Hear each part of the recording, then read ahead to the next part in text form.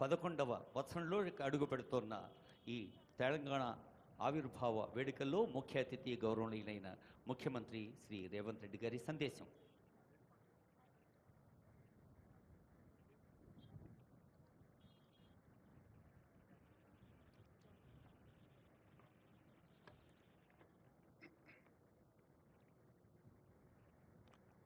జై తెలంగాణ. 4 కోట్ల ప్రజల హృదయాలు ఆనందంతో ఉప్పొంగే పర్వదినం ఇది. తెలంగాణ అస్తిత్వానికి, ఆత్మగౌరవానికి పట్టాభిషేకం జరిగి దశాబ్ద కాలం పూర్తయింది. రాష్ట్ర సాధన కోసం ప్రాణాలు అర్పించిన అమరులకు ఈ సందర్భంగా నా నివాళులు అర్పిస్తున్నాను.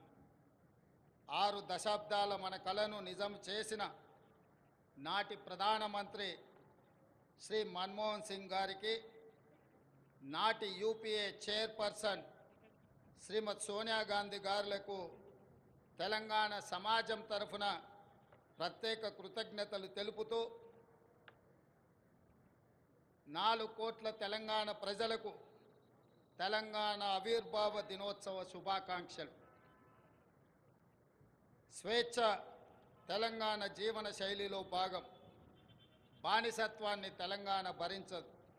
ప్రేమను పంచడం, పెత్తనాన్ని ప్రశ్నించడం మన తత్వం. ఆకలినైనా భరిస్తాం కానీ స్వేచ్ఛను హరిస్తే సహించం. దాశరథి చెప్పినట్టు తెలంగాణ అమాయకపు నెరజానే కానీ అన్యాయం జరిగితే తిరగబడే నైజం కూడా మనలో ఉంది.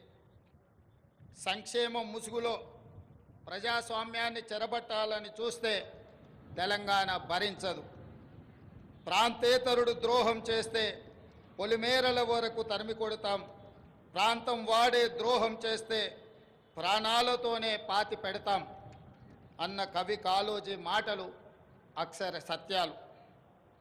మిత్రులారా, డిసెంబర్ 7, 2023న ప్రారంభమైన